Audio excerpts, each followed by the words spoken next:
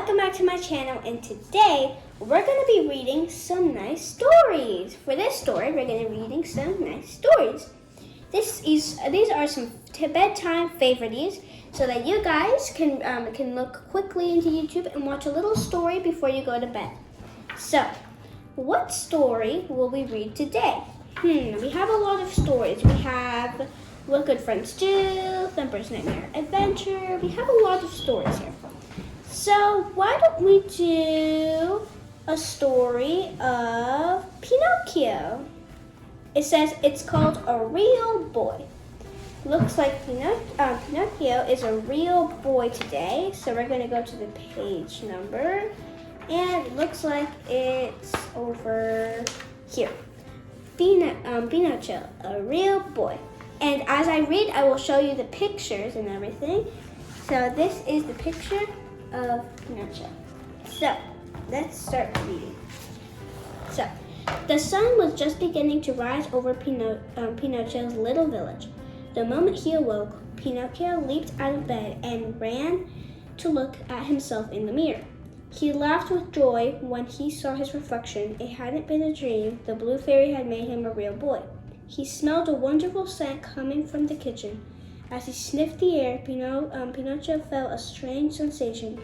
His mouth began to water. Is this what being hungry feels like? He wondered. Pinocchio put on his clothes and ran to the kitchen. There he saw his father, Geppetto, cooking a huge breakfast. There were eggs and pancakes and bacon and sausage and oatmeal and oranges and toast and milk and muffins, and Pinocchio stopped trying to name everything on the table. Geppetto grinned when he saw Pinocchio. I wanted to cook something special for your first breakfast, but I couldn't decide what to make, he said, so I made everything. Pinocchio's stomach rumbled as he looked at all the food. Well, come on, Geppetto said. Dig in. Pinocchio sat down and tried a bite of eggs. It's chewy, he said, his mouth full and soft and delicious. Pinocchio tried a little bit of all the food Geppetto had made. Every bite tasted different from the last. This is wonderful, Pinocchio said. Can we eat all day long? Oh no, Geppetto said. I laughed. We'll be much too busy for that. I have so much to show you. Can we take the food with us? Pinocchio asked. That's an excellent idea, Geppetto said. We'll have a picnic. Geppetto packed a lunch and he and Pinocchio left to explore the village. The first thing Pinocchio noticed was how brightly the sun shone. He blinked as he left the dark cottage and walked into the sunshine. Its dazzling beams felt warm against his skin. Pinocchio and Geppetto made a game of running in and out of the shadows all the way to the edge of the town. When Pinocchio jumped through the last shadow, he felt a strange sensation in his stomach. It was different from hunger. It was hic. Pinocchio's tummy flopped and a strange sound came from his throat. What hic is going hic on? Pinocchio asked. He was starting to get scared. Don't worry, Geppetto said. It's just the hiccups. Hiccups? Pinocchio asked. Mumbled they were hic. Stop. Geppetto showed Pinocchio how to hold his breath until the hiccups went away. Pinocchio wasn't sure he liked this new experience. He had been so busy thinking about how much fun being a real boy was, he hadn't stopped to think about all the things that could go wrong. Pinocchio grew silent as he followed Geppetto. At first, the sun's warmth had felt nice, but now Pinocchio was hot and sweaty. His feet hurt, and his stomach felt as empty as it had that morning before breakfast. Pinocchio finally asked the question he was most concerned about. Are we there yet? Pinocchio took Pinocchio's hand. It's just over this hill. The pair climbed higher until they saw a beautiful valley below them. Race you to the swimming hole. Race you to the swimming hole, Geppetto asked. Pinocchio nodded and ran off before Geppetto could get ready. Father and son ran down the hill and collapsed in a happy pile next to the lake's edge. Time for food, Pinocchio cheered.